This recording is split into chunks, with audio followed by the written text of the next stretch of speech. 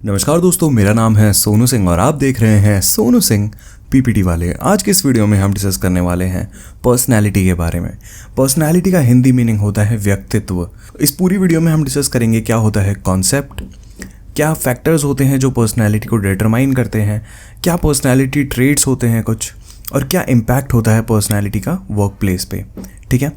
और अगर आपके सिलेबस में ऑर्गेनाइजेशनल बिहेवियर सब्जेक्ट है और ऑर्गेनाइजेशनल बिहेवियर के अंडर पर्सनैलिटी लिखा हुआ है कहीं पे भी, तो प्लीज़ इस टॉपिक को छोड़ मत देना। ठीक है, बहुत इंपॉर्टेंट टॉपिक माना जाता है ये। पर्सनैलिटी का मतलब आप अपनी पर्सनैलिटी भी देख सकते हो और दूसरों की पर्सनैलिटी को कैसे जज करना है वो भी आप यहाँ से पता लगा सकते हो। ये हम डिस्कस करने वाले हैं। बेसिकली इसका जो पूरा वीडियो का जो तात्पर्य रहेगा वो ऑर्गेनाइजेशन से रिलेटेड रहेगा। तो जो ऑर्गेनाइजेशन में एम्प्लॉयज़ होते हैं, कलीग्स होते हैं, पीयर्स होते हैं, उनकी पर्सनैलिटी के बारे में हम डिस्कस करेंगे कि किस तरीके से वो लोग कुछ भी डिसीजन लेते हैं और कुछ भी चीज़ें सोचते हैं। ठीक है, तो स्टार्ट करते हैं सबसे पहले बेसिक मीनिंग के साथ। Personality refers to the unique combination of psychological traits, characteristics, behaviours and patterns of thinking that make an individual distinct. ठीक है, पर्सनैलिटी वो सारे कॉम्बिनेशन होते हैं। साइकोलॉजिकल ट्रेट्स हो सकते हैं कि कैसे आप कोई चीज़ बोलते हो, कैसे आप परसीव करते हो कोई चीज़, आपके कैरेक्टरिस्टिक क्या है, ठीक है, आपका बिहेवियर कैसा है, पैटर्न ऑफ थिंकिंग क्या है आपकी, ठीक है, जो कि आपको अलग बनाता है औरों से, वो आपकी पर्सनैलिटी होती है। ज़रूरी नहीं है जो आपकी पर्सनैलिटी है वो आपके दोस्त की भी पर्सनैलिटी हो, नहीं, आपकी पर्सनैलिटी अलग होती है और ये सारी चीज़ें उस पर डिपेंड करती हैं। ठीक है, it influences how people perceive, interact with and respond to their environment as well as how they relate to others. ठीक है, तो पर्सनैलिटी से क्या होता है कि कैसे लोग कुछ भी चीज़ परसीव करते हैं, कैसे वो चीज़ वो लेते हैं, कैसे इंटरैक्ट करते हैं उस चीज़ के साथ और कैसे रिस्पॉन्ड करते हैं, ये डिपेंड करता है कि उनकी पर्सनैलिटी कैसी है। ठीक है, आगे इसको डिस्कस करेंगे डिटेल में कि अगर ये पर्सनैलिटी है तो वो कैसा सोचेगा और दूसरे तरीके की पर्सनैलिटी है तो इंसान कैसा सोचेगा। ठीक है, एक ईजी लैंग्वेज में पर्सनैलिटी को डिस्कस करते हैं। Personality is what makes you you. समझे, पर्सनैलिटी होती है जो आपको आप बनाती है। जैसे अगर मैं सोनू सिंह हूँ तो मेरी पर्सनैलिटी जो है वो मेरे को सोनू सिंह बनाती है। ठीक है, जो भी मैं चीज़ें सोचता हूँ, जो भी मैं चीज़ें करता हूँ, वो मेरी पर्सनैलिटी की वजह से है। It's your unique mix of how you act, what you like, how you feel and how you think. ठीक है, कि जो भी आप चीज़ कर रहे हो, जो भी आप चीज़ लाइक या डिसलाइक कर रहे हो, जो भी आप फील कर रहे हो, जो भी आप सोच रहे हो, वो सारा आपकी पर्सनैलिटी के ऊपर डिपेंड करता है। ठीक है, it's why you might be out going और शाई, हैप्पी और serious, why you like certain things more than others. बिल्कुल वही बात दोबारा से रिपीट की जा रही है कि इसी की वजह से, पर्सनैलिटी की वजह से, ये आप आउट गोइंग हो सकते हो, एक्सट्रोवर्ट हो सकते हो, बहुत ज़्यादा शाय हो सकते हो, बहुत ज़्यादा खुश हो सकते हो, बहुत ज़्यादा सीरियस हो सकते हो, बिकॉज आपकी पर्सनैलिटी वैसी है। ठीक है, your personality shapes how you behave and interact with others. Just like everyone's fingerprints are different, everyone's personality is special and one of a kind. ठीक है, पर्सनैलिटी आपको बनाती है सबसे अलग एज इन दूसरों से अलग बनाती है आपको, आपकी पर्सनैलिटी। ठीक है, जैसे कि दूसरों के फिंगरप्रिंट और आपके फिंगरप्रिंट अलग होते हैं, वैसे ही पर्सनैलिटी भी डिफरेंट होती है सबकी। अभी देख लेते हैं क्या होता है फैक्टर्स पर्सनैलिटी के। कौन कौन से ऐसे फैक्टर्स होते हैं जिससे पर्सनैलिटी डिटरमाइन की जाती है। सबसे पहला होता है जेनेटिक्स। अब सही बात है, अगर आपकी कोई पर्सनैलिटी है तो आपका जेनेटिक्स भी हो सकता है। ठीक है, जो इनहेरेंट पर्सनैलिटीज़ होती हैं, इनहेरेंट ट्रेड्स होते हैं आपके, जो आपके पैदाइश से ही आ रखे हैं आपके पास, उससे भी आपका डिपेंड करता है कि कैसे आप सोचते हो, क्या आप करते हो। तो जेनेटिक्स का बहुत बड़ा रोल होता है। सेकेंड होता है एनवायरनमेंट, जिस एनवायरनमेंट में आप रह रहे हो। ठीक है, आपकी अपब्रिंगिंग कैसी हुई है, आपका कल्चर कैसा है, आपके एक्सपीरियंसेस कैसे रहे हैं, वो भी आपकी पर्सनैलिटी को बनाता है। ठीक है, थर्ड हो गया सोशल इंटरेक्शन। बिल्कुल वही एनवायरनमेंट वाली ही बात है total. Relationships affect how we develop socially. ठीक है, कि सोशली रिलेशनशिप कैसे हैं आपके, एक के साथ दूसरे के साथ कैसा रिलेशनशिप है, क्या आप कर रहे हो सोशली, तो वो भी आपके पर्सनैलिटी को डेवलप करता है या अपनी पर्सनैलिटी को क्रिएट करता है।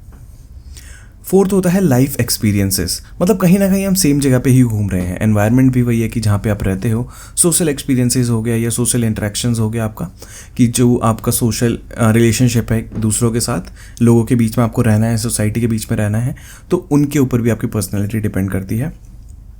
और लाइफ एक्सपीरियंसेस, जैसे कि आपकी लाइफ में कोई ऐसा इवेंट हुआ हो, कोई चैलेंज हुआ हो, कोई सक्सेस या फेलियर हुआ हो, उसकी वजह से भी आपकी पर्सनैलिटी डिफ़र करती है। फॉर एग्जाम्पल, अगर कोई एक बंदा है ना, मान लो कि शिमला गया हुआ है और एक बंदा शिमला नहीं गया हुआ है, तो जो शिमला नहीं गया ना, उसकी पर्सनैलिटी अलग होगी शिमला के प्रति, या परसेप्शन अलग होगा। जो गया हुआ है उसके साथ वो चीज़ हो रखी है तो उसकी पर्सनैलिटी अलग होगी, ठीक है।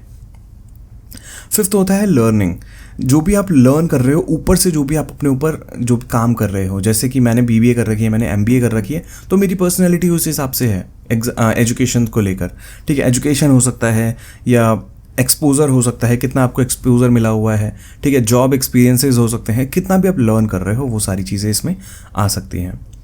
सिक्स्थ होता है पर्सनल चॉइसेस, कि हाँ भाई आपका मन नहीं है वो चीज़ करने का तो नहीं है, ठीक है, वो पर्सनल चॉइस है आपकी, तो वो भी आपकी पर्सनैलिटी को शोकेस करती है। लास्ट होता है इसका इमोशनल रिस्पॉन्सेस, ठीक है, कि कैसे आप किसी पर्टिकुलर सिचुएशन में रिएक्ट कर रहे हो। जो रिएक्ट वर्ड होता है ना, वो भी आपकी पर्सनैलिटी को शो करता है, ठीक है।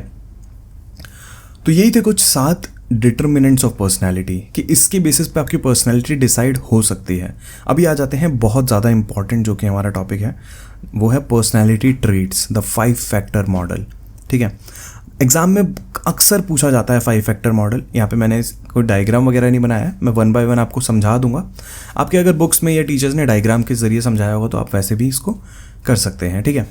तो सबसे इसमें 5 कुछ फैक्टर्स होते हैं, ऑब्वियसली 5 फैक्टर्स मॉडल है तो 5 फैक्टर्स होते हैं जो पर्सनैलिटी को डिसाइड करते हैं या डिटरमाइन करते हैं। Openness to experience, consciousness, extraversion, agreeableness and neuroticism, जिसको हम इमोशनल स्टेबिलिटी भी बोलते हैं।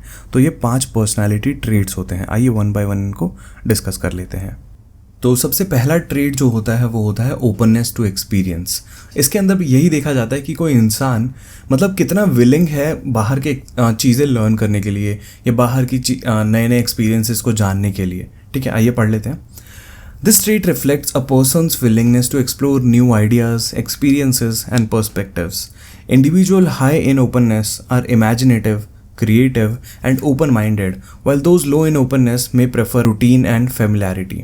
ठीक है, तो जो लोग ओपननेस के लिए मतलब रेडी होते हैं या बहुत ज़्यादा ओपननेस होती है जिनमें, वो बहुत ज़्यादा इमेजिनेटिव होते हैं, नई नई चीज़ें सोचते हैं, बहुत ज़्यादा क्रिएटिव होते हैं। लेकिन जो लोग ओपननेस के में लो होते हैं या उतना प्रेफर नहीं करते हैं ओपननेस, वो रूटीन टास्क जो होता है वो करके खुश हो जाते हैं, फैमिलियरिटी जिनमें होती है वो करके खुश रहते हैं। तो ओपननेस टू एक्सपीरियंस एक पर्सनैलिटी ट्रेट माना जाता है, ठीक है। सेकंड होता है कॉन्शियसनेस, ठीक है। कॉन्शियसनेस में क्या होता है? Consciousness is associated with self discipline, organisation, dependability and goal oriented behaviour. इसमें होता है भाई बहुत ज़्यादा डिसिप्लिन्ड बंदे कि मतलब ये चीज़ करनी है तो ये चीज़ करनी है, वैसे वाले लोग होते हैं ना, वो आ जाते हैं इसमें कॉन्शियसनेस में। People high in consciousness are responsible, diligent and reliable, while those low in this trait may be more spontaneous and less focused on planning, ठीक है। अब जो जिनमें बहुत ज़्यादा होती है कॉन्शियसनेस, वो बहुत ज़्यादा रिस्पॉन्सिबल होते हैं, डिलिजेंट होते हैं, मतलब बहुत ज़्यादा केयर रखते हैं हर एक चीज़ में, रिलायबल होते हैं। और जिनमें ये ट्रेट नहीं होता है कॉन्शियसनेस, वो लोग क्या होते हैं? स्पॉन्टेनियस होते हैं। स्पॉन्टेनियस का मतलब हो जाता है कि कुछ प्लानिंग नहीं करते हैं, कोई कुछ नहीं करते हैं, मतलब सडनली जो चीज़ होती है ना उस पर विश्वास रखते हैं, ठीक है, और बहुत ज़्यादा फोकस्ड नहीं होते हैं चीज़ों में। तो ये होता है कॉन्शियसनेस। नेक्स्ट आ जाता है एक्स्ट्रावर्जन। एक्स्ट्रावर्जन का मतलब होता है बहिर्मुखता, हिंदी में इसको बोला जाता है, मतलब बाहर की चीज़ें उन पे कितना इफेक्ट डालती हैं, ठीक है, कि बाहर इंटरेक्शन करा लो, दोस्तों से मिलवा लो, सोशल गैदरिंग्स करा लो, वो सारी चीज़ें आपने बहुत सारे लोग देखे होंगे, है ना, बोलते हैं ऐसे, मतलब दोस्तों में भी होता है, I am a party person, I am a social animal, पता नहीं क्या क्या चीज़ें बोलते हैं। तो आइए इसको पढ़ लेते हैं एक बार। Extroversion measures the extent to which a person seeks social interaction, stimulation and the company of others, ठीक है, उनको दूसरों के साथ ही अच्छा लगता है, वो एक्सट्रोवर्ट होते हैं basically. Extroverts are outgoing, energetic and often enjoy social gatherings, while introverts tend to prefer solitude and may find social interaction draining, ठीक है। एक मतलब आपको भी पता है इंट्रोवर्ट होते हैं, एक्सट्रोवर्ट होते हैं, ठीक है। तो एक्सट्रोवर्ट जो होते हैं वो बहुत ज़्यादा आउटगोइंग होते हैं, एनर्जेटिक दिखेंगे आपको, मतलब ऐसे हमेशा ऐसे चिल में रहेंगे, वो चिल मूड में, ठीक है, और बोलेंगे हाँ भाई पार्टी कर लो, सोशल गैदरिंग्स कर लो, ठीक है। तो एक्सट्रोवर्ड्स हो सकते हैं और इंट्रोवर्ड्स हो सकते हैं। इंट्रोवर्ड क्या होता है भाई, अपने में खुश रहते हैं, उनको ज़्यादा से दूसरों से बातचीत करने की वो नहीं होती है, तलब नहीं उठती है, चुल नहीं होती है। ऑलराइट, तो मतलब ऐसा भी हो सकता है कि कोई इंसान पहले एक्सट्रोवर्ट हो, उसके बाद वो इंट्रोवर्ट में कन्वर्ट हो जाए, या पहले वो इंट्रोवर्ट हो जैसे कि मैं था और वो धीरे धीरे एक्सट्रोवर्ट में कन्वर्ट हो जाए, ठीक है। अभी मैं उसी लाइन पे हूँ कि मैं एक्सट्रोवर्ट बन रहा हूँ फॉर एग्जाम्पल, ठीक है। फोर्थ होता है ट्रेट एग्रीएबलनेस, कि कितना रेडी है वो दूसरों की बात सुनने के लिए, दूसरों की बात पे अग्री करने के लिए। आपने भी कई लोग देखे होंगे दूसरों की बात सुन तो लेते हैं लेकिन उनको शक होता है हमेशा कि भाई ये तो झूठ बोल रहा है ना। तो कितना एग्री करते हैं वो दूसरों की बात पे। This trait is related to cooperation, empathy and getting along with others, ठीक है। People high in agreeableness are friendly, compassionate and considerate, while those low in this trait might be more assertive and less concerned about pleasing others, ठीक है। तो दूसरों का जो लोग नहीं सोचते हैं उनमें एग्रीएबलनेस बहुत कम होती है, उनकी पर्सनैलिटी वैसे होती है। लेकिन जो दूसरों का बहुत ज़्यादा देखभाल करते हैं, मतलब देखभाल क्या, दूसरों के साथ हमेशा अग्री रहते हैं कि हाँ भाई किसी ने कुछ बोला है तो वो भी इंसान है, उसका भी पॉइंट हमें मैटर करता है, ठीक है। तो उसको हम अग्रीएबलनेस बोल सकते हैं या उसको एग्रीएबलनेस बोल सकते हैं, ठीक है। लास्ट ट्रेट होता है न्यूरोटिसिज्म, जिसको हम इमोशनल स्टेबिलिटी भी बोलते हैं, ठीक है। न्यूरोटिसिज्म बेसिकली क्या होता है कि नेगेटिव ट्रेट से कितना आप इम्पैक्ट हो रहे हो, कितना आपके दिमाग में नेगेटिव चीज़ें आ रही हैं, वो भी तो आपकी पर्सनैलिटी को मैटर करेगा या डिटरमाइन करेगा। Neuroticism measures emotional stability and the tendency to experience negative emotions such as anxiety, stress and mood swings, ठीक है। High neuroticism individuals may be more prone to emotional distress, while low neuroticism individuals tend to be more emotionally resilient, ठीक है। तो जिनमें neuroticism बहुत ज़्यादा देखा जाता है वो जल्दी ऐसे स्ट्रेस में आ जाते हैं, ठीक है। बहुत ज़्यादा ऐसे एंग्जाइटी, स्ट्रेस और मूड स्विंग्स और डिप्रेशन वगैरह उनको ज़्यादा देखा जाता है। न्यूरोटिसिज्म जिनमें नहीं होता है वो बहुत ज़्यादा इमोशनली स्टेबल रहते हैं। ऑलराइट, तो यही थे कुछ 5 ट्रेट्स पर्सनैलिटी के। क्या क्या पढ़ लिया हमने traits 5? Openness to experience, consciousness, extraversion, neuroticism और एक और क्या था, एग्रीएबलनेस, ठीक है। These 5 traits provide a comprehensive framework for understanding an individual personality and how they tend to behave, think and feel in various situations, ठीक है। तो ये 5 traits हमने पढ़े क्यों? क्योंकि ये एक फ्रेमवर्क प्रोवाइड करते हैं किसी भी पर्सनल की, इंडिविजुअल्स की पर्सनैलिटी को जानने के लिए, ठीक है, कि कैसे वो किसी सिचुएशन में बिहेव करते हैं, सोचते हैं, फील करते हैं किसी भी सिचुएशन में, ठीक है। इन 5 ट्रेट्स के जरिए हम पता लगा सकते हैं। Alright, keep in mind that individual can possess varying degree of each trait, the combination of these trait contributes to the complexity of personality, ठीक है। ऐसा ज़रूरी नहीं है कि मतलब एग्रीएबलनेस किसी में बहुत ज़्यादा है तो न्यूरोटिसिज्म नहीं होगा, ठीक है। तो यहाँ पे एक कॉम्बिनेशन भी यूज़ हो सकता है किसी की पर्सनैलिटी में, एक से ज़्यादा ट्रेट्स भी पाए जा सकते हैं और जो कि मोस्टली देखे जाते हैं, ठीक है। नेक्स्ट होता है personality impact in the work place, जो कि बहुत ज़्यादा इंपॉर्टेंट है क्योंकि अभी तक हम क्या कर रहे थे ना, हम यही देख रहे थे कि पर्सनैलिटी कैसे काम आती है वर्क प्लेस पे, कैसे एम्प्लॉय की पर्सनैलिटी देखी जाती है। तो अभी आपको पता चलेगा धीरे धीरे। अभी 1 बाय 1 हम कुछ पॉइंट्स डिस्कस करेंगे, 10 पॉइंट्स है कुछ इसके, ठीक है। वर्क प्लेस पे जो एम्प्लॉयज़ होती है उनकी पर्सनैलिटी का क्या हेल्प होता है बेसिकली, या कहाँ यूज़ आ सकती है। सबसे पहला है टीम कोलैबोरेशन, ठीक है। Different personality affect how team collaboration and resolve conflict, ठीक है। क्योंकि टीम के अंदर कौन काम कर रहा है, आपके एम्प्लॉयज़ काम कर रहे हैं और एम्प्लॉयज़ की पर्सनैलिटी क्या है, बहुत डिफरेंट है, एक दूसरे से सिमिलर तो नहीं है एम्प्लॉयज़, ठीक है। तो टीम कोलैबोरेशन में भी हेल्प करती है पर्सनैलिटी। अगर आपको पर्सनैलिटी पता है किसी की पर्सनैलिटी कैसी है तो आप टीम कोलैबोरेशन उस हिसाब से कर सकते हो। सेकेंड हो जाता है कम्युनिकेशन स्टाइल।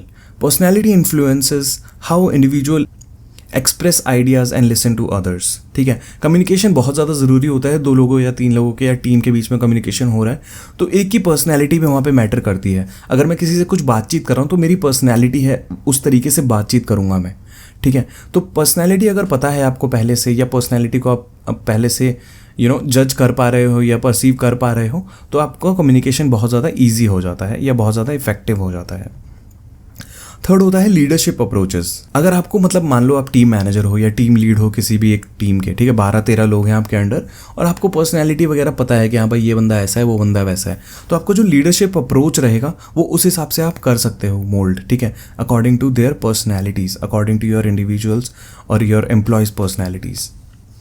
फोर्थ होता है मोटिवेशन एंड एंगेजमेंट। तो आप मोटिवेट अगर किसी को करना है तो पर्सनैलिटी के बेसिस पे आप मोटिवेट कर सकते हो। आपको पता है कि वो बहुत ज़्यादा अग्रीएबल है या बहुत ज़्यादा एक्सट्रोवर्ट है, तो आप उस हिसाब से उसको काम दे सकते हो, ठीक है।